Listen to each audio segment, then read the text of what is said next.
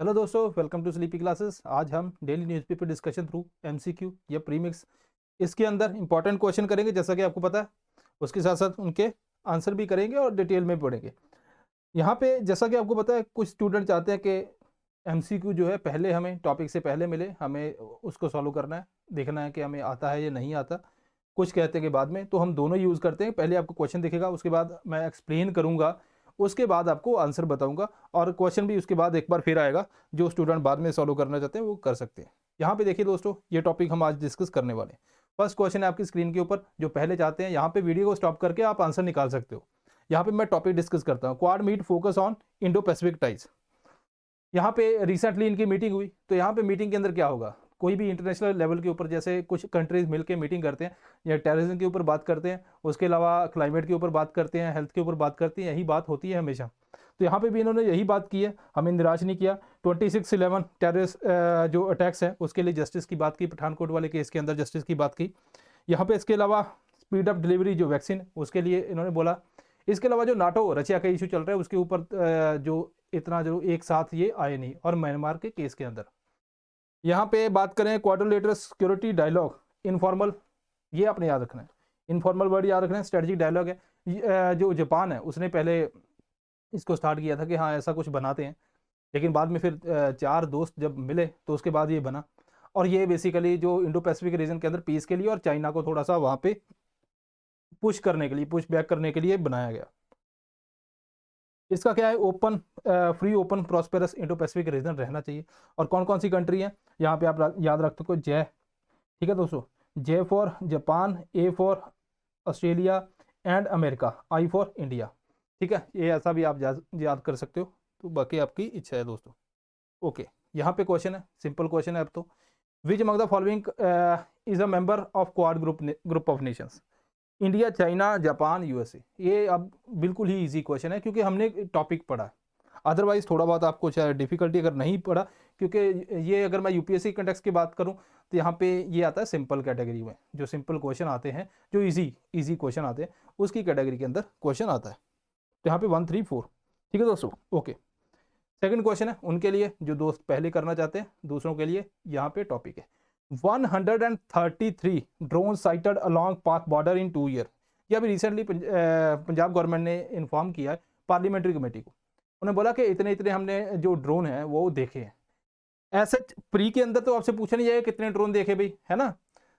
Pre के अंदर नहीं, मेंस के लिए आपको डेटा थोड़ा सा याद रखना है। पंजाब बॉर्डर विद पाकिस्तान इतने किलोमीटर, तो यहाँ पे आपको जो स्टेट्स हैं, है ना, जो अपनी के जैसे पाकिस्तान से कौन कौन सी स्टेट है इंटरनेशनल बॉर्डर जो लगता है ना, तो ऐसा कुछ याद करना है। या फिर बॉर्डर स्टेट का जो आपस में के इंटरनेशनल बॉर्डर से सबसे लंबी जो लाइन है, वो बॉर्डर लाइन है किसकी है, उससे कम है किसकी, उसकी है, वो ऑर्डर आपको एक ध्यान में रखना है। यहाँ पे first recorded delivery of arm ammunition drone was 2019। इसके अलावा बीएसएफ ने 42 ड्रोन स्पॉटेड किए पाकिस्तान बॉर्डर के ऊपर। तो यहाँ पे आपको क्वेश्चन आता है, जैसे जो ड्रोन है, ड्रोन की जो थ्रेट भी है ना, टेक्नोलॉजी एडवांसमेंट तो है लेकिन थ्रेट भी है, तो वहाँ पे आप थ्रेट के अंदर ये डाल सकते हो कि ये हमने देखा है बहुत ज़रा। अगर आप देखो ड्रग वगैरह इधर से उधर है ना, वो भी होती रहती है, ठीक है, बॉर्डर एरिया के अंदर, अदरवाइज खतरा रहता है। तो ये ड्रोन एक नया इन्होंने यूज़ करना स्टार्ट किया। तो इसके अंदर आपको जो भी स्टेटमेंट अच्छी लगे अपने हिसाब से, जो आपको याद रह सकती है ना, वो उसको आपने नोट कर लेना मेंस के लिए। प्री के लिए इसके अंदर कुछ भी नहीं है, प्री के लिए यहाँ पे है existing drone anti drone system कहाँ पे। और यहाँ पे पंजाब गवर्नमेंट ने बोला, यहाँ पे आपको बताता हूँ, similar drone sighting has been observed and there is no effective anti drone technology available in the country, ये उन्होंने बोला। तो यहाँ पे बात करते हैं कि ड्रोन टेक्नोलॉजी जो है, एक है ड्रोन डोम, जैसे इसराइल का है ना आयरन डोम बनाया गया, जो हमने पढ़ा, ऐसे ही ड्रोन डोम है। ठीक है, Rafael defence company behind Israel, जो आयरन डोम के बिहाइंड है, उसने ही बनाया। तो यहाँ पे क्या है कि जो भी अगर ड्रोन इस एरिया के अंदर एंटर करेगा, पहले उसको ट्रैक करेंगे, और उसको बाद में डिफंक्ट सॉफ्ट किल भी हो सकता है, हार्ड किल भी हो सकता है, उसको मार के गिरा भी सकते हैं, उसको पकड़ भी सकते हैं, वो डिपेंड करता है। तो 360 डिग्री कवरेज देता है। इसके अलावा ड्रोन हंटर भी है, यहाँ पे जैसे इसको इसी के थ्रू वहाँ पे कैप्चर किया जाता है। ठीक है दोस्तों, इसके अलावा स्पाइडर वेब होता है। इसके अलावा ड्रोन शील्ड है, ये भी किसी और कंपनी ने बनाई है, ऑस्ट्रेलियन पब्लिकली लिस्टेड कंपनी ने बनाई है। यहाँ पे भी वैसा ही है कि ड्रोन गन है, तो आपको टारगेट कर सकते हो। कहने का मतलब है कि ऐसा नहीं है कि इनके अंदर एक एक ही सिस्टम है, अलग अलग सिस्टम इनके अंदर सेटअप है। इंडिया के इंडिजीनियस क्या हुई है, डीआरडीओ ने दोस्तों रिसेंटली ये डेवलप किया था एंटी ड्रोन सिस्टम। तो जब अपने यूएस प्रेसिडेंट और जब यहाँ पे रिपब्लिक डे के ऊपर भी इसका यूज़ किया गया था।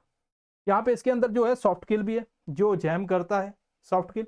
हार्ड किल क्या है, यहाँ पे लेजर बेस्ड उसको डिस्ट्रॉय किया जाता है ड्रोन को, और ये भारत इलेक्ट्रॉनिक्स लिमिटेड को ट्रांसफर की गई। अब आगे हम आर्मी वगैरह यहाँ पे सारे सभी को ये ट्रांसफर होगी। जो एंटी ड्रोन सिस्टम इंडिया का है वो क्या कर सकता है, it can detect and jam micro drone up to 3 kilometre. Laser जो है वो उसी को ड्रोन को मार के नीचे लेके आ सकती है 1 से 1.5 किलोमीटर, अगर इतनी 2.5 किलोमीटर इतनी दूर है। रडार है वो उसको रेंज 400 किलोमीटर तक डिटेक्ट कर सकती है, अगर 4 किलोमीटर तक डिटेक्ट कर सकती है अगर इतनी दूर है। ठीक है दोस्तों, 360 डिग्री कवरेज ये भी प्रोवाइड करता है। कहने का मतलब ऐसा नहीं कि आप यहाँ पे बैठे हो और वो तमिलनाडु के अंदर ड्रोन उड़ रहा है, वो बताया कि कौन से मोहल्ले में है, नहीं, वो पास में आएगा वहीं तक वो ही उसको कर सकती है। क्वेश्चन ये है, consider the following statement, drone hunter, drone dome, drone shield are indigenous anti drone system of India. DRDO has developed an anti-drone system to neutralize enemy drone attacks. Under CRPC, Section 144, authorities can prohibit the use of private drones. 1 only 2 3 1 3 all of the above. चलिए दोस्तों, मजेदार question है, देखो कितना है ना, यहाँ पे हर एक एंगल है, पॉलिटिकल एंगल भी है, तो यहाँ पे 2 और 3 is the right answer. CRPC के अंदर अगर आप देखो जम्मू एंड कश्मीर के अंदर है ना, यहाँ पे भी ड्रोन, इवन जो अपना दिल्ली के पास जब प्रधानमंत्री आए थे वहाँ पे भी इन्होंने 144 के अंदर जो है उसको बैन किया था ड्रोन वगैरह को प्राइवेट। ठीक है, कोई भी उसको उड़ाएगा नहीं। ये सिस्टम इंडिजिनियस नहीं है तो यहाँ इंडिया के, तो ये गलत है। थर्ड क्वेश्चन है यहाँ पे आपकी स्क्रीन के ऊपर, यहाँ पे टॉपिक पढ़ते हैं, Biden urges American to leave Ukraine. Biden, अब यूक्रेन का इशू क्या है,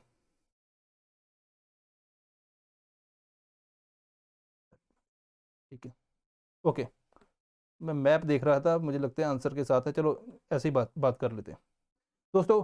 सोवियत यूनियन के अंदर पहले यूक्रेन था, उसके बाद यूक्रेन एक कमर्शियल हब है और रशिया के लोग भी बहुत है वहाँ पे। ठीक है दोस्तों, अब उस टाइम पे जब डिसइंटीग्रेशन के बाद जो यूक्रेन है उसका थोड़ा सा जो मूड है वो हो गया वेस्ट की तरफ, मतलब जो US वगैरह इन कंट्री की तरफ। तो रशिया चाहता था कि अगर ये चला गया तो मुझे सी की जो लिबर्टी है वहाँ पे वो भी एक कम हो जाएगी, मेरी पॉपुलेशन वहाँ पे है, तो रशिया के हमेशा वहाँ पे, और रशिया ने क्रीमिया को वहाँ पे उसको कर लिया, क्या करते हैं, कैप्चर कर लिया। अब क्रीमिया के ऊपर रशिया आ गया। अब ये बात जो है US वगैरह और बाकी वेस्टर्न कंट्री को हजम नहीं हुई, उन्होंने बोला कि भाई वहाँ से निकलो, उन्होंने तो रशिया बोलता है कि भाई हमारे जो लोग हैं, हम अपने कल्चर, अपने लोगों को प्रोटेक्ट करना है। तो फिर अब ये यूक्रेन के कॉन्स्टिट्यूशन के अंदर वहाँ पे आइडिया दे दिया गया कि फ्यूचर के अंदर वो किसकी तरफ जाएगा, वो जाएगा नाटो की तरफ। तो रशिया को यही डर था कि भाई जो ये विजन है ये कहीं पूरी ना कर ले, अगर ये होगी तो फिर मैं पकड़ा जाऊंगा। कैसे पकड़ा जाऊंगा, मैप के अंदर मैं आपको दिखाऊंगा। तो अब यहाँ पे जो है क्या हुआ कि रशिया ने बहुत से जो ट्रूप है अपने रिसेंटली, अगर आप देखोगे इस एरिया के अंदर बहुत से कर दिए। तो ये है क्रीमिया दोस्तों रीजन। तो यहाँ पे सी ऑफ अजोव जो है ये बड़ा इंपॉर्टेंट है, ब्लैक सी, और ये एक लाइफ लाइन है जो रशिया को चाहिए। अगर मान लीजिए ये यहाँ पे यूक्रेन जो है नाटो की तरफ चला जाता है, नाटो के अंदर क्या लिखा है, अगर एक पे अटैक होता है तो सभी के अटैक क्या हम उसके ऊपर अटैक करेंगे।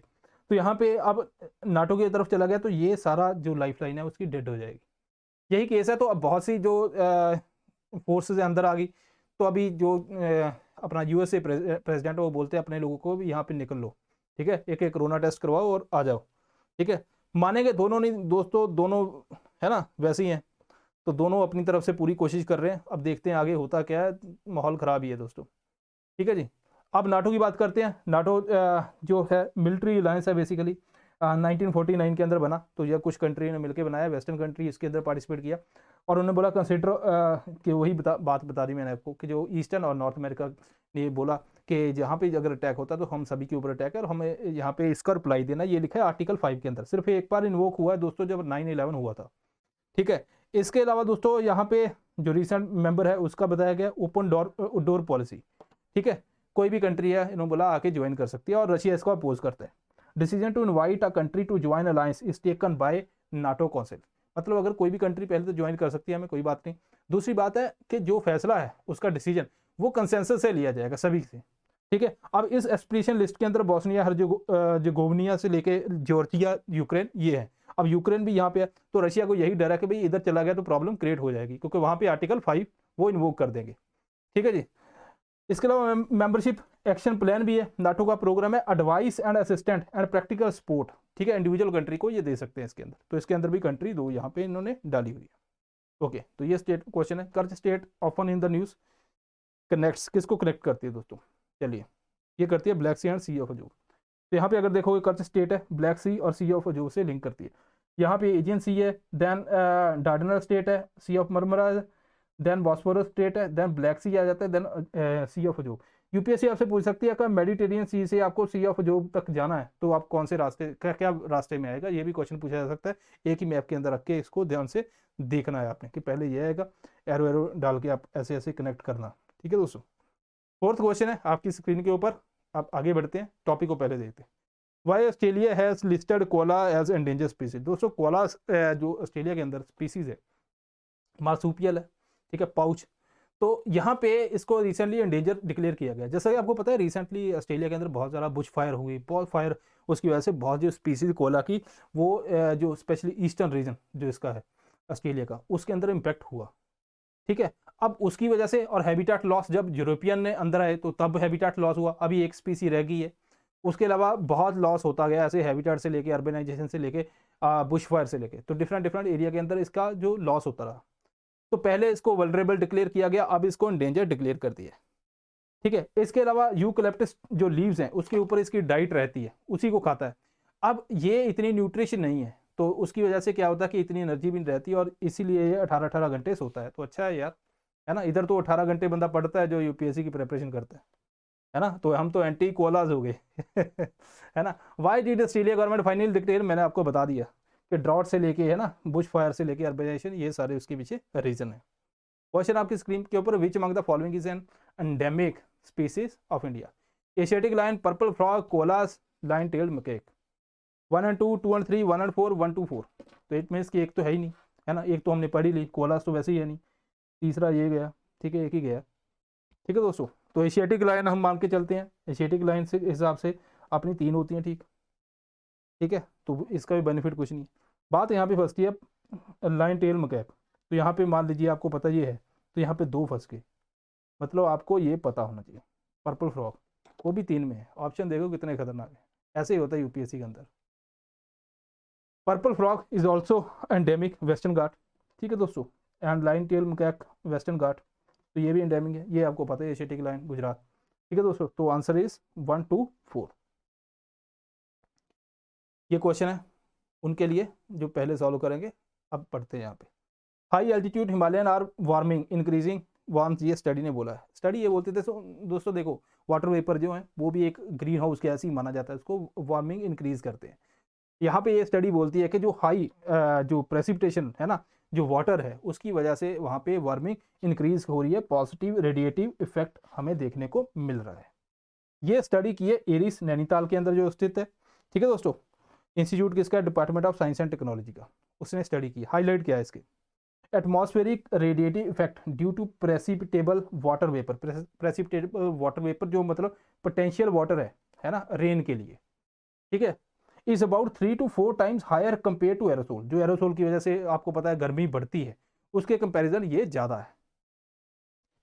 इसके अलावा यहाँ पे 2 बातें और बोली, एक तो बोला है बहुत ज़्यादा वेरिएबिलिटी है स्पेस टाइम के अंदर, मिक्सिंग प्रोसेस है ना भाई, इतना इजी थोड़ी है इसको डिटेक्ट करना कि कितना हो रहा है, तो डिफिकल्टी है एक्यूरेटली हम प्रेसिपिटेबल वाटर वेपर को डिटेक्ट करना।